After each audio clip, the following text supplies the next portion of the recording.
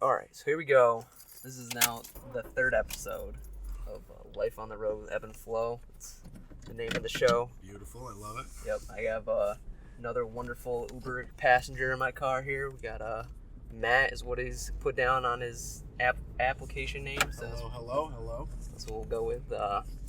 So we were already discussing, because I'm like pretty bad at like convincing people to be on the show. It's not something I excel at. I'm very ritualistic about it. Like, you didn't like acknowledge the thing that was sitting here. The mic also wasn't like up in your defense. Yeah. But so if like people don't acknowledge the microphone as soon as they get in the car, I won't even ask. Right. I had this one mom and a daughter that I picked up from this school over in Troy that like I asked them. They told me I should ask everybody, and I'm like, how many no's do I need to get in a day before I like want to kill myself? Well, I'll tell you this. I've been a salesman for 12 years. That's what I do. Right. Sold cars for 8 years, and I've been doing other types of sales. I sell for Spectrum right now. I'm actually a sales manager there. So I've been a salesman my whole life, and I tell you what, the biggest key to sales is asking someone to do something. So if you just get in the car and ask every single person, hey, anyone at least who's being conversational, say, hey, why don't I throw you on? Even if you ask 10 people in a day, bound to get two. You know what I mean? That are going to do it.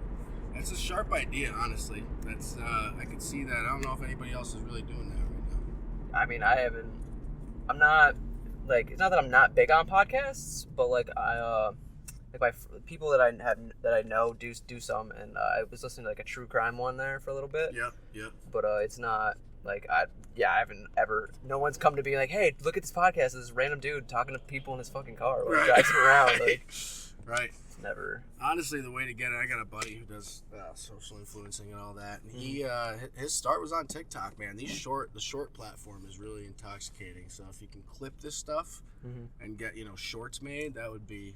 That's the way to get attention these days. It really is. Soundbite in the 9 seconds of people's attention. Yep, 9-second soundbite with a little introduction and a little closing on it.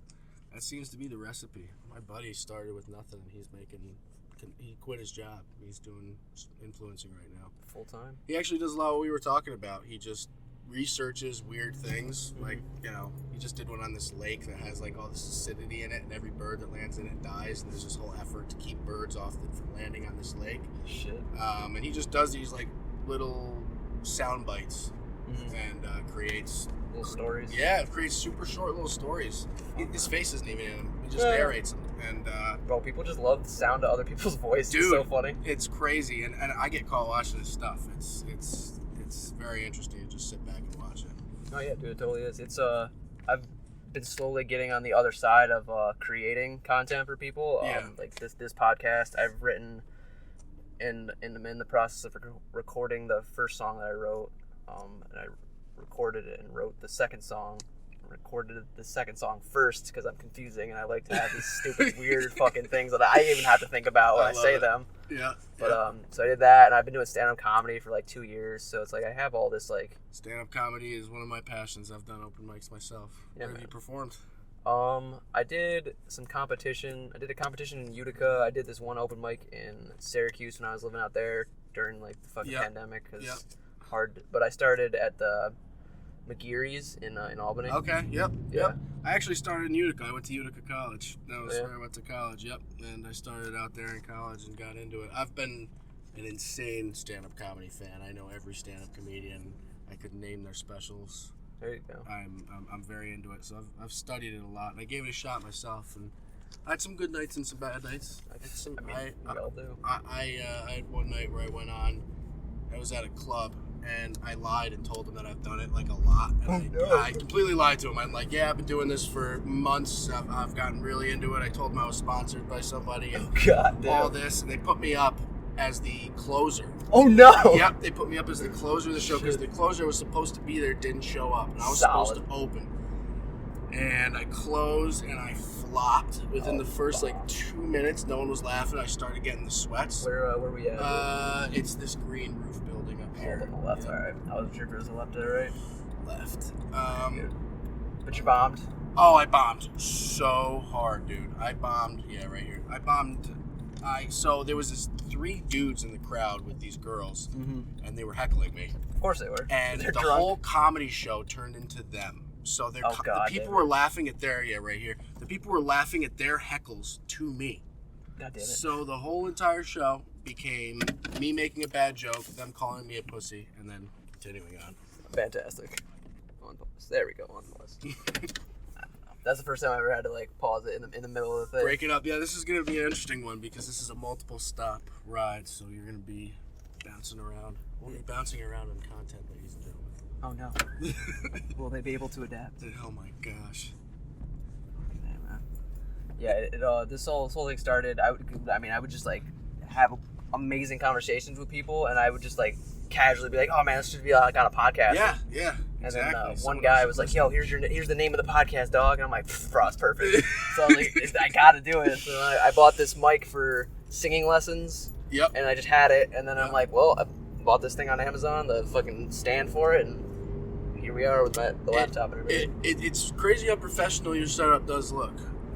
It's weird to hear somebody say that. It does look. For me, it feels like totally just like thrown together. Like I don't know. No, I saw this. I'm like, oh man, he's for real. This is serious. This is serious shit, man. Yeah, I mean, because if like I could like make my living doing this or in any of the other ways that I'm making art, like, yep, bro, it's over. That's all it's about.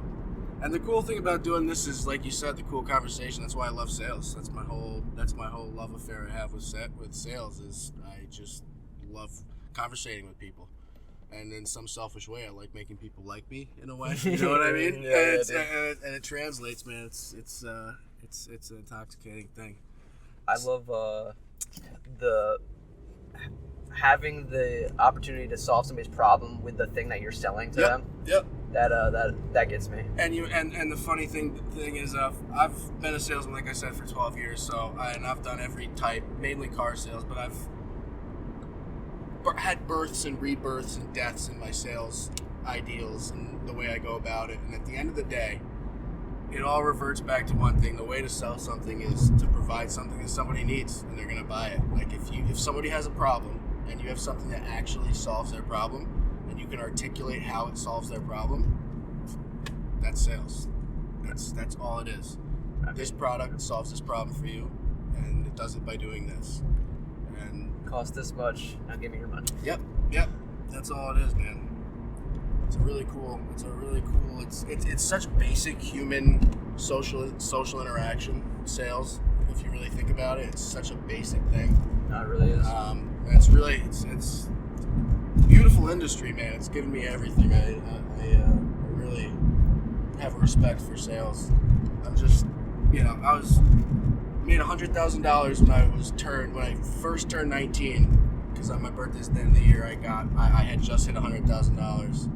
I was 19 with no college education.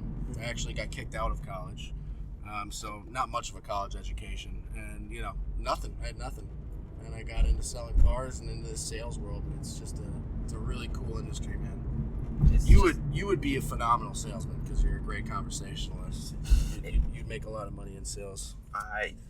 I'm just trying to find the thing that I want to sell and like know that. So I have a business. It's called Ebb and Flow Breath Co., which is like fucking great fucking name. I love that name. It's really flows. It literally it rolls right off the goddamn tongue. But and also that's the name that I would do stand up comedy under. Okay. As Ebb and Flow. Yep. It's very good. Yeah, dude, it's fucking it kills. Literally the first bit that I was like mine is just riffing and making fun of my own name and all the crazy shit that like I've had to deal with like people like fucking it up. And, right. Yeah. But where was I going with that? Sales, right? Like the thing that I want to try to sell people on is themselves and like their own well-being. That like they should invest in themselves. Yeah. Because the first stage of building any type of like wealth system empire thing that you have. Yep. This fucking guy over here. He's feeling way better than we are. Dude, I know. It's just like it's being healthy. Yeah. Because if you're not healthy, you can't do anything. Right. You can't make anything happen. Right. Mentally healthy is the big one that people should be focusing on right now. Oh, and people, it takes work to do that. And sometimes people do need to be sold on that. Yeah, dude, they really do. Like, because we get programmed or like are told by people that are older than us when we were children, and we believe everything they say because we don't have anything to fucking bounce off of. Our minds are just so empty. We're just like, you just pour shit into it and it just sits in there and we believe it because there's nothing else in there. Especially now. Right. You know, it's hard to, and nowadays, especially with how much is in our face, it's hard to, the waters are muddied on what to think and what to believe, and it can be hard to even formulate your own thought these days because there's so much coming at you on a daily basis. Second one, yeah. There's so much coming at you on a daily basis nowadays with media and with TikTok alone, all this stuff. There's so much coming at you that it can be really hard to formulate your own thoughts because there's so many opinions right in front of you. You know, I find myself going to the comments section to think of how to feel about a video I just watched sometimes. Oh, jeez. You know what I mean? And I'll catch myself subconsciously like, wow, instead of formulating my own opinion on this, I just went to a comment section to see what other people thought about it before I made my own opinion.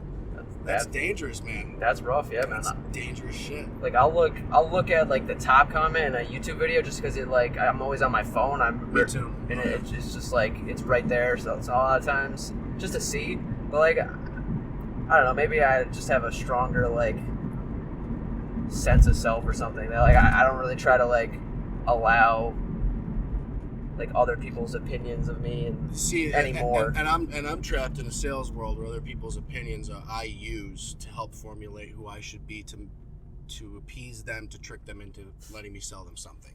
It says that's what it is. Said like a true salesman. Yes, said like a true salesman. That's what it is. I trick someone into thinking I'm exactly like them or exactly what I can tell they like in a person.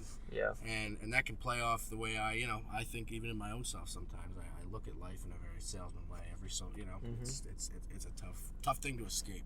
No, for sure. Your habits of your way that you think. So the way I would reframe that or say it in a different way is like the philosophy through which you are looking at life like dictates what you're going to see and how you're going to interact with everything. And so many people are oblivious to the philosophies that they like take on from other people. Right. And I'm hyper focused on that. I try to be anyway. I try to be really hyper focused on that shit. Mm-hmm. I've always been self-analyzing. Both my parents were psychologists. So oh wow, they did. Bred into me. Right, I was gonna say they beat that into you probably a little early. Yes. Shit, I was diagnosed quite a few times. Oh my god, fuck. It's not even fair. Like you can't even escape that shit. Your parents are diagnosing you. Oh, you can even do, dude. You're showing signs of dual personality syndrome right now.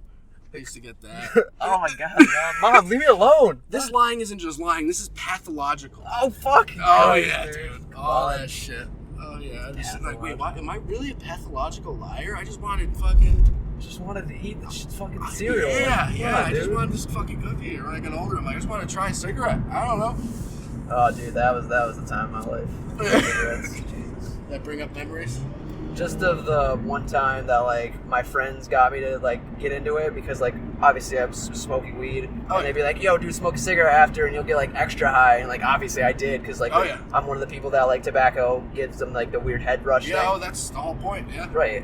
I just can't believe there are people that don't do it and then still get addicted to cigarettes. It's like if it doesn't calm your anxiety or give you any type of feeling, like what the fuck are you like? It doesn't feel good to do. That's so why would you do addiction. It? Right. I don't care who you are. It does not taste good. No, it does not taste good. People trick themselves into that. Well, because it's like, this is the point of the story, more or less. I was going over to their house to like smoke weed or hang out or something, and like the cigarette or like the chemicals in the cigarette were like telling me like, yo, you need one. And it wasn't like my inner self being like, I want to have one. It wasn't your voice. Right. It was something else that was like yelling at me like, you. And I just like gave them the half pack that I had left. I'm like, you guys take this. I can't do this. Like, I cannot. Like this shit's evil. Like it's trying to possess me. It literally is trying to possess me. Yeah. It's dark, man. It's dark. Being a salesman, I went through a really long stint where I got really into cocaine. Really into it because it really made me better at my job. I used it as a performance enhancer for work. I've never done it. I'm just gonna be honest with you. I've never done it. Coke is an interesting one. I've done them all. When I was young, I loved escaping. But Coke doesn't help you really escape. It just, in a sales setting where you have 1,000 things to do at once and your brain needs to be everywhere, it has an unbelievable affect where it makes you focused beyond normal human focus. Right. And it makes you quicker. So like when someone says something, the words just come out of your mouth. You're just almost on autopilot sales. And I made more money the days I did coke, so I just got into it. I started using it as a performance enhancer, and I've always been very strong mentally and never had addiction problems. I can put anything down whenever I want. And so I was like, man, I can stop whenever I want. I can stop whenever I want. And I would take week breaks in between all the time. I take 5-day breaks consistently. Every month or so, I take a 5-day break where I would do none. And I would let myself reset just to convince myself that I wasn't addicted. Yeah. And then 1 week, I went my 5 days and I couldn't find some. And it went from 5 to 6 days. Yeah. And that 6th day, I was sweating. Yeah. I was panicking. Yep. And my body knew, oh, he's past his 5th day. He might actually be stopping. No. I went through I was having dreams of doing it. Oh, I boy. was having, and that was the last day I ever did it. Yeah. That was the last time I did it. I'm like, oh shit, this is no joke. Yeah. This is not my mind wanting it, it's my body. Yep. Which is scary shit. Same thing with nicotine. It's the same thing. Yeah. That's yeah, dude, it's so bizarre, our body's ability to like build up a tolerance, and then like it's all, because it's all just like plants. Like there are all these plants everywhere all across the entire world that like affect people and make them like better at things or worse at things, and like healing, destroying, like it's just sometimes at the same time. Right. You know, I was healed financially while destroying my health, and a big part of what I'm I lost a good chunk of my personality in there that I got back. But it takes from me more than it gives every time. All these things, even nicotine. Even my views on marijuana. I still smoke marijuana daily, but it's not like I used to. Not like I used to, because you lose yourself in weed. You can. You can. The people that like their personality becomes smoking weed. Right. Yeah, or at least smoking weed becomes part of your personality, which is not good. I mean, it shouldn't. It should be used like anything else should be used in certain situations to help. Right. I love smoking before I go to bed. I get really relaxed. I feel good vibes. I go to bed, but there's no place for me for smoking at 12 o'clock in the afternoon anymore.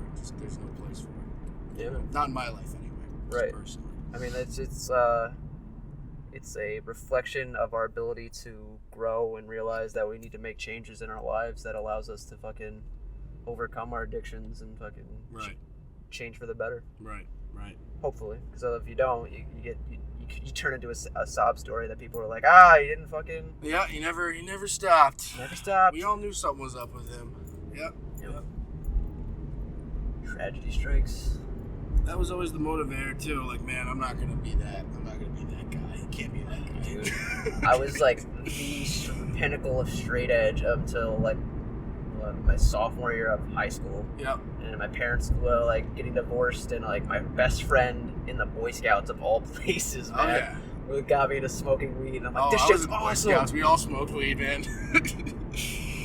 I mean, like, because what else are you gonna do when you're sitting in the woods? Like, fucking... Oh yeah, dude. It was those camping trips were really something. We all did. That's where every Boy Scout tries mushrooms on a camping trip. At some shit, point. Dude! I didn't do that. That would have been lit as fuck, bro. Oh my god. Have you ever done? Oh yeah, absolutely. I've done a shit ton. I was gonna say you seem like I could imagine you would. Yeah. I've recently actually got into drinking ayahuasca. I've done once. I did it on a retreat though, and it was a healthy experience. Mm-hmm. I will never do it again. But it wasn't pleasant. No, it was horrible. It was very healthy. I got through some serious shit, but I bet you did. It was horrible. I had to be restrained several times. Oh man. Yeah, that happens. Yeah. What do you think about it? You like it? Oh, dude, I'm so in love with it. It's actually like it's crazy. Like they told me, because I started this whole like life-changing path that I'm on. Yeah. This past New Year's, I went to Costa Rica and like drank it for the first time in like it was like a 5-day like thing. We were there for five days, like a week or something, but we only drank like 3 nights. That's pretty much what I did. Yeah, and fucking showed me so much shit of my life using like, because I don't know how it is for you, but for me it was extremely visual. Very, yeah. Full hallucinations. Yeah, dude, like Yeah, there was one time where I pretty sure I saw just this demon like crawling across the floor, and I'm just like, damn, bro, I'm sitting right on my mat. I'm not getting the fuck up, dude. I don't want that, dude. I felt things. I mean, I had spider on me, and I felt every step that spider took on my leg, man. I swear to God, I felt every bit of it. It was crazy. So for me, when I was trying to explain like one of like the first things that I saw, which is like this like pattern of like a very, very visceral like purple and yellow triangles and everything, and I was trying to explain to my friend. And I'm like, bro. And then, like, as I was explaining it to me, it like zoomed out of like my memory of it. Yeah. And then like my perspective like shifted to like being outside of my body and like looking at like what I was seeing or what I was experiencing at that moment from a disembodied thing. Right. And it was just like this giant purple and yellow snake just crushing me to death. And like, I'm like, oh shit. And then my friend was like, but is it like a real snake or a DMT snake? Like, what's going on with it, man? Right. And I'm like, dude, it was literally like the spirit of the medicine, like making me just have to like completely submit to like what the fuck her process is. Right. That's literally what it is. It's a metaphor almost for submitting to what's happening. Yeah, man. It was craziness. It was amazing. It was seriously amazing. And I'm my plan. So like when they tell you to like not make any like big life changing like decisions for like a year, I waited a year, but now I want to like move to California, and like I'd met these people previously through a different like modality of healing called transformational breathing. Yeah. And like the people that I met through that do ceremonies in California because they like just legalized like a shit ton of psychedelics in California. Oh yeah. So I want to move there. I'm going to move there and like help them facilitate plants medicine ceremonies and like be a part of like the ceremony. Other people's healings. Yeah, that's awesome. That's fascinating. It's gonna be incredible. That's cool, man. Good luck to you on that. That's fucking sick. Yeah, man. That's sick. Any final words of wisdom for the people? Well, man, just honestly, like we touched on earlier, man, focus on your mental health and stay mindful of your mind, man. That's all it is. Namaste. I love it. All right, hit the stop button here.